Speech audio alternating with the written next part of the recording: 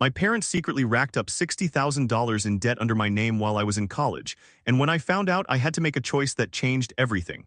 All right, so here's the deal. So I'm officially freaking out. My parents just straight up asterisk forbade me from moving out, even though I'm 21, practically done with my junior year. What the actual hell? I've been planning this move for months. I found this sweet little apartment, all exposed brick and big windows just a few blocks from campus. Perfect, right? It's close to classes, closer to Mark, my boyfriend, and just away. Away from the constant nagging, the early curfews, the feeling like I'm still living under a microscope. I thought they'd be happy for me, like, wow, our little girl is growing up and spreading her wings. Instead, I get the Spanish Inquisition. I brought it up at dinner, trying to sound all casual. Hey, so I found a place I really like, thinking of signing the lease next week. I even smiled like this was a good thing. Mom's face just froze. Dad choked on his water. Seriously. Moving out, Mom finally managed, her voice all tight and strained. Why on earth would you do that? Dad coughed, then jumped in, saying, it's a complete waste of money. Rent is ridiculous these days. You could be saving for a down payment on a house, not throwing cash away. I tried to explain, to reason with them. I need my own space. I want to be closer to Mark. It's time for me to be independent. I even threw in the adulting buzzword, hoping it would resonate. Nope. That's when the lecture started.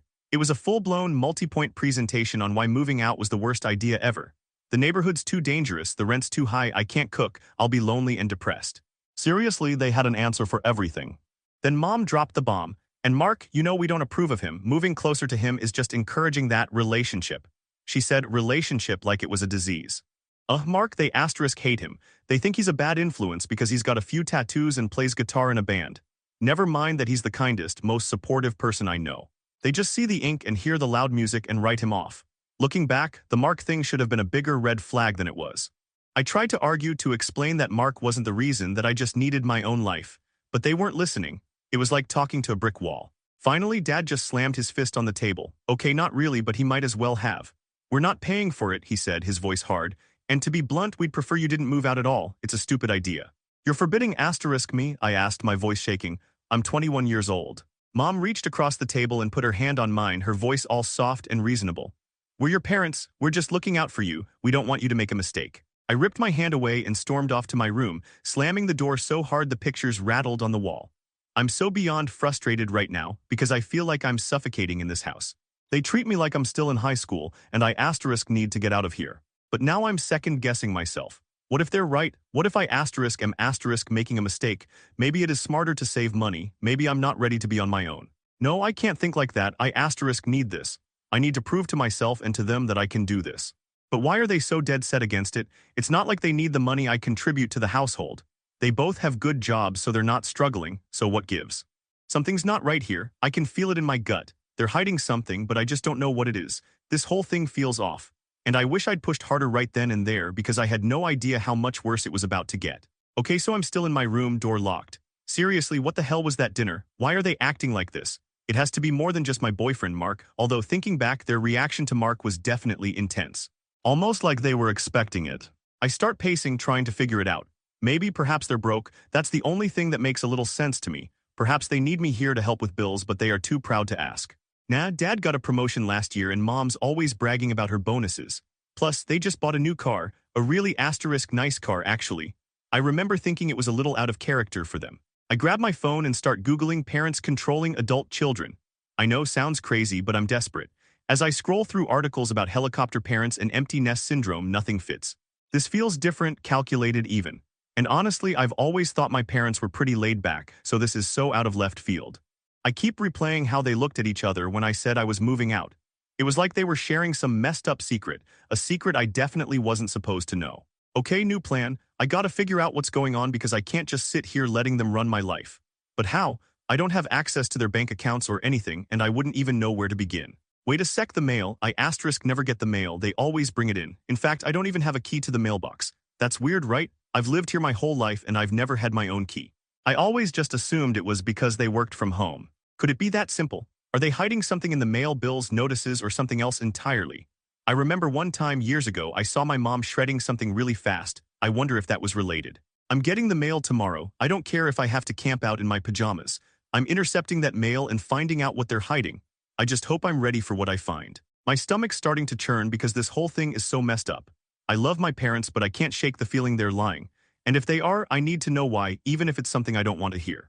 I lie on my bed staring at the ceiling, unable to sleep. My mind's racing. What if it's something really bad? What if they're in trouble? Or what if it involves me? I keep thinking about that weird look they gave each other. I toss and turn for hours replaying dinner. Why are they so desperate to keep me here? It's like they're afraid of something.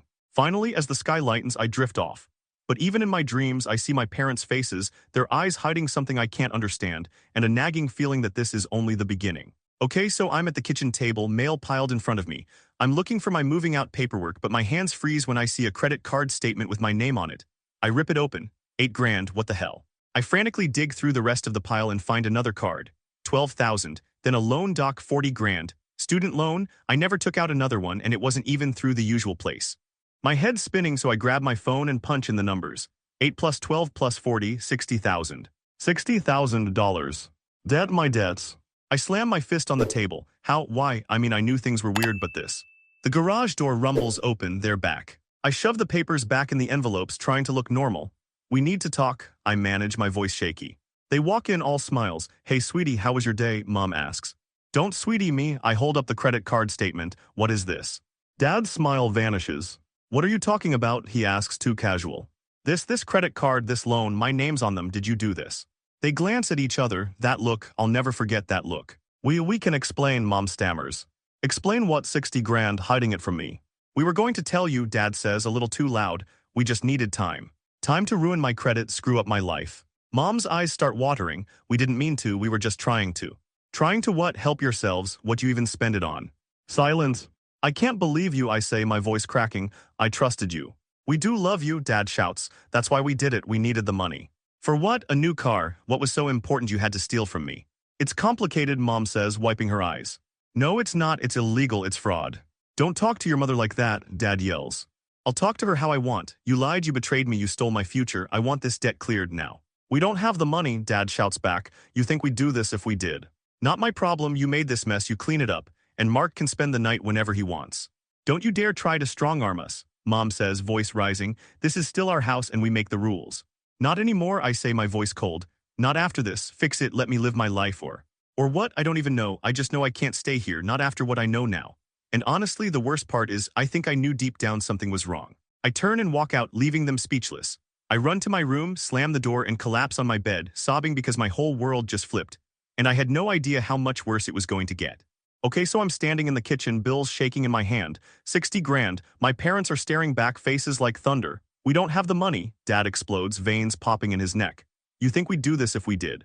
Seriously, that's his excuse. Not my problem, I manage, my voice trembling. You made this mess. Mom starts crying, real tears streaming down her face. How are we supposed to fix this? We're drowning. Maybe you should have thought about that before committing fraud, I snap.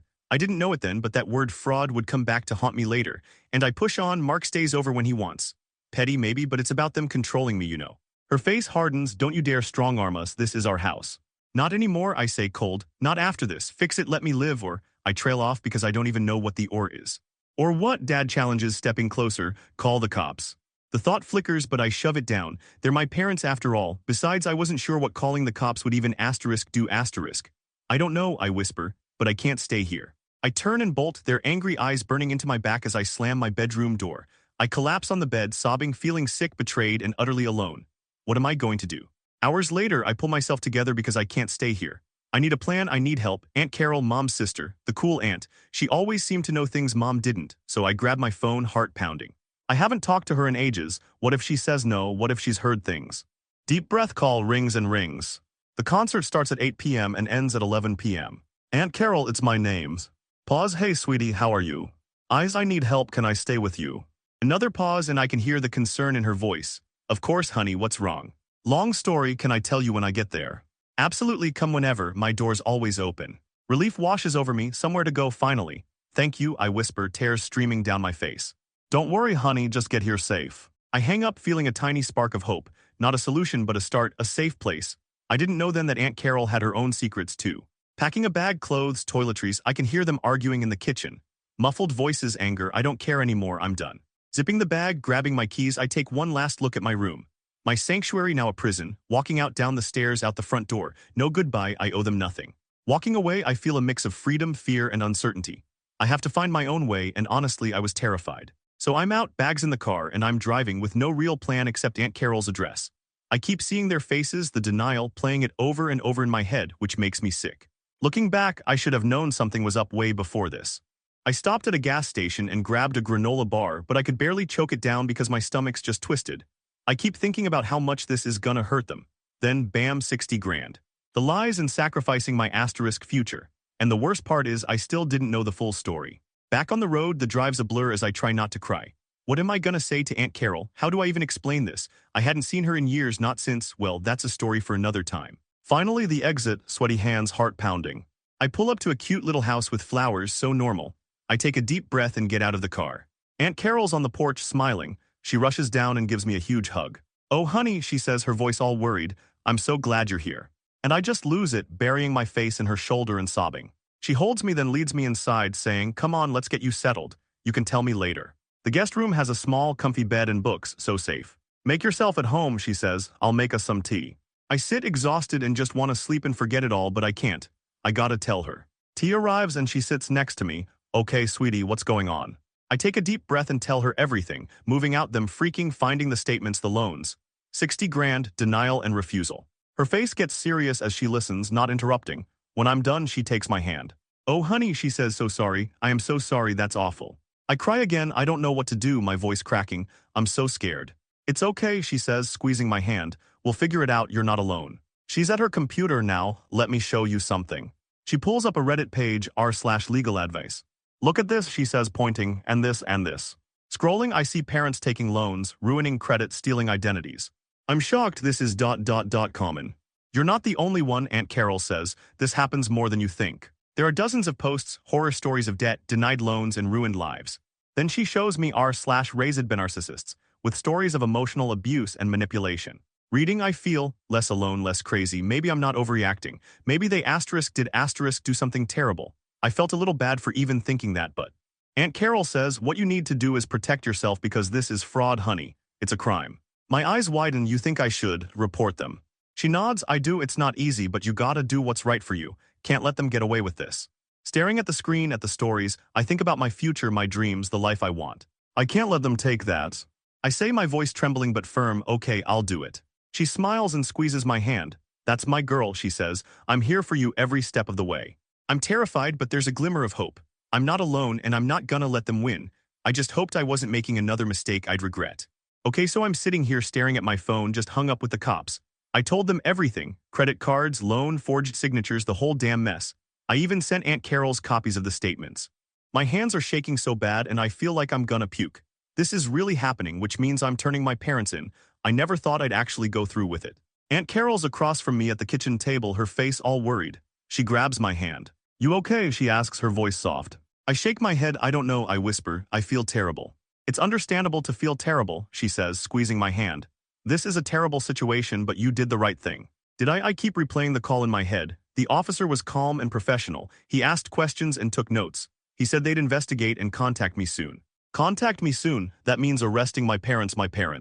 I close my eyes, trying not to see them in cuffs. They messed up, yeah, committed a crime, but still they're my parents. I still love them. Aunt Carol gets up and hugs me. "Come on," she says. "Let's get you something to eat. You have to take care of yourself." She makes me a sandwich, but I can barely swallow because my stomach's churning. We sit quiet, just the ticking clock. Every sound makes me jump, and every car makes me think it's the cops.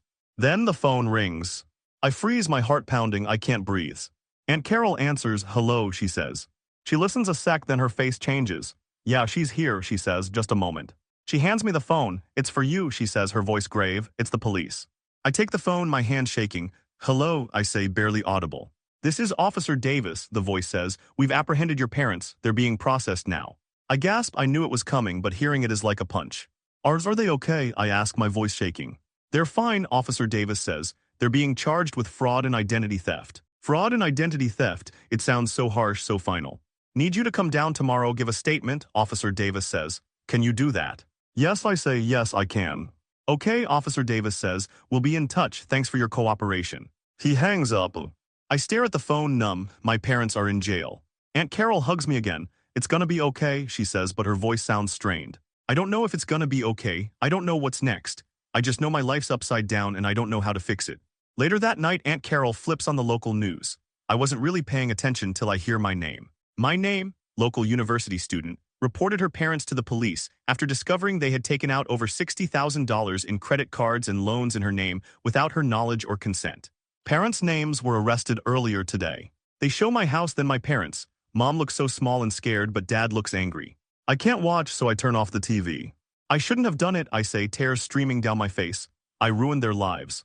You didn't ruin their lives, Aunt Carol says, her voice firm. They ruined their own lives, you just held them accountable. It doesn't feel that way, it feels like I betrayed them. It feels like I destroyed my family. I don't know what to do and I don't know how to feel. I just want this nightmare over. I go to bed but I can't sleep. I toss and turn, replaying the day. I keep seeing my parents' faces, eyes filled with anger. I keep thinking about what they spent the money on too. I still didn't know the whole story. Finally, as the sky lightens, I drift off. But even in my dreams, I see them behind bars. I wake up exhausted. I have to go to the station today, but I don't want to. I don't want to talk about it. I just want to disappear. But I have to face the music. I have to try to move forward even though I don't know how. Aunt Carol makes breakfast and drives me to the station. I feel like I'm walking to my execution. I sit in a small room with a detective. He asks many questions, going over everything. I try to answer honest, but my voice keeps cracking. It takes hours. By the time I'm done, I'm drained. The detective kept asking about Mark too, so I wonder if my parents said something. Leaving the station, I see a bunch of reporters waiting, shouting questions, flashing cameras. How do you feel about turning in your parents? Do you regret your decision? What do you think will happen to them? I don't answer, I just keep walking, trying to ignore them. Aunt Carol's waiting in the car. She drives me back in silence. I go to my room and close the door. I crawl into bed and pull the covers over my head. I just want to hide. This is the worst day of my life, and I still had no idea what was coming next. While I'm crashing at my Aunt Carol's, staring at the ceiling. Except this time is different. Before I felt trapped, but now just numb. The local news clip keeps looping in my head. Mom and Dad's mugshots, fraud and identity theft. It's really happening. I feel like I'm watching a movie about someone else's messed up life. How did I even get here, though? It all started with that stupid apartment. Guilt hits hard. Did I do the right thing? Could I have found another way? A second job, a loan, anything to avoid this? Then I remember the 60 grand, the lies, the betrayal. They were willing to screw up my future for whatever they were spending that money on and keep it a secret forever. I still can't wrap my head around what they even needed it for. Aunt Carol keeps checking on me, bringing tea, saying comforting things. It's nice, but nothing's really sinking in. She keeps giving me this look too, like she knows something she's not telling me. It's not just guilt though, there's anger too, a simmering rage. How dare they do this to me, put me in this position, make me choose between them and my future. And the shame, everyone knows, friends, classmates, professors, they all know my parents are criminals, my family's a mess. I can practically hear the whispers and see the stares. I just want to disappear. I think about Mark. What does he think of all this? He's been so supportive, but this is a lot. Will he still want to be with me now that my life's a dumpster fire? I remember when they said he was a bad influence. Ironic. I grab my phone and start to text him, then stop. What am I going to say? Hey, my parents are in jail, want to hang out? Nah, I can't face him right now. Can't face anyone. The day drags, I barely eat and barely sleep. I just lie in bed lost. Aunt Carol brings me a book, hoping it'll distract me, but I can't focus. The words are just blurry. It was one of Mom's favorites too, which felt like a betrayal to even hold it. Night's coming and I'm hit with another wave of anxiety. Tomorrow, I have to go to the police station and give a formal statement, which means I have to relive the whole damn nightmare. I don't want to talk about it. Don't want to see the detectives, don't want to sign anything, just want it to be over. The detective kept asking about the car too, the new one they bought right before all this went down. But it's not over, it's just starting. I close my eyes trying to find some peace, but no luck. The emotional turmoil is still raging, tearing through everything. I'm exhausted, heartbroken, and lost. And I have no idea how to find my way back. I just keep wondering what they spent all that money on. It's gotta come out eventually. Okay, so I'm sitting here at my laptop. Aunt Carol went to the grocery store saying I needed some space to process. But process what? The fact that my parents are criminals. Or the fact that my entire financial future is a smoking crater. I need to do something. I can't just sit here and wallow. I need to take control, even if it's just a tiny bit. First, credit report. I Google free credit report and find one of those sites the government recommends. As I fill out the form, my hands are shaking as I type in my name, my address, my social security number. It feels so violating, like I'm giving the scammers everything they need to ruin me all over again. I click submit and wait, bracing myself as the report loads. It's even worse than I imagined. Not only are the credit cards and the loan on there, but there are also several other accounts I don't recognize. Small balances, but still, more damage, which means my credit score is in the toilet and I feel sick. How am I ever going to get an apartment, a car, or a decent job? Okay, deep breaths, one step at a time. I start researching credit repair. It seems like a long, complicated process, but I have to start somewhere. I find a few reputable-looking websites and start reading about disputing inaccurate information, building credit, and managing debt. It's overwhelming and I feel like I'm drowning in information. But I keep going, determined to learn everything I can. Next, I need to secure my identity. I change all my passwords, email, bank accounts, social media, and add two-factor authentication to everything. It feels like closing the barn door after the horses have already bolted, but it's better than nothing. I also put a fraud alert on my credit report.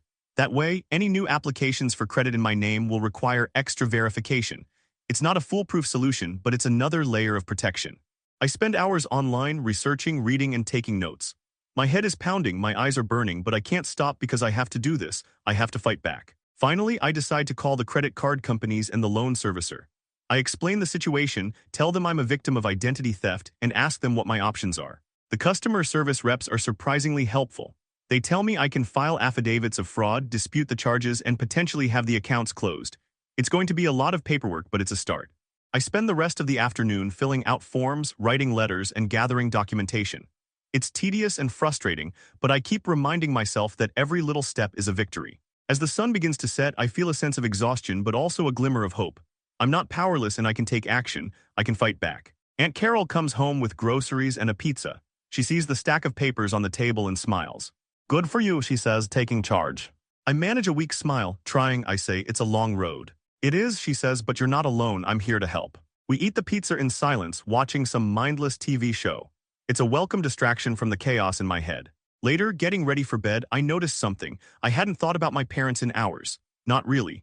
I've been so focused on fixing the mess they made that I haven't had time to dwell on the betrayal, the anger, the guilt. Maybe that's the key. Maybe the only way to heal is to focus on the future, not the past, and to take control of my life and rebuild what they destroyed. It's going to be a long, hard road, but I'm not giving up. I'm not letting them win. I climb into bed, feeling a little less lost, a little less scared. I still have a long way to go, but I'm finally moving in the right direction. I just wish I knew what they were planning because I had a feeling this was far from over. Okay, so I'm sitting here in my new apartment. Sunlight hits the bare floor and the city noise is a low hum, which is nothing like my parents' place. Got the keys yesterday, but my credit is still wrecked even after all the calls. Therefore, I had to beg Aunt Carol to co-sign. I owe her big time. I still don't know how she managed to swing it, considering. Well, that's her story to tell. The place is empty, just a mattress on the floor, a table and chairs from Goodwill and some boxes. Not much, but it's mine. I spent yesterday just cleaning. I scrubbed everything and opened the windows. It still smells a little funky, but it's getting there. Mark helped. He's been a rock through all this packing, moving, just being there. I don't know what I'd do without him, especially because he's been dealing with his own family stuff too, which makes it even more amazing. We had pizza on the floor last night. It wasn't fancy, but it was perfect. Just us, new place, new start. This morning involved coffee and a look out the window. I just breathed and felt peaceful. It's the first time in ages I've felt that. Still got a ton to do, like furnish the place, find a job, and fix my credit. But I'm not freaking out, I'm actually hyped. I feel strong, like I can handle anything because I've been through hell and came out the other side. I know there'll be bumps and setbacks, but I'm ready. I'm not scared anymore. I'm finally free from them, their lies, their control, and free to be me. I still get sad, angry, and doubt myself, but it's fading. I'm learning to forgive myself for being blind, learning to trust my gut, and learning to believe I'm worth something. Don't know what's next, but I'm ready. I'm even thinking about changing my name just to put a little more distance between me and them. New chapter, and I'm writing this one. I just hope they don't try to rewrite it.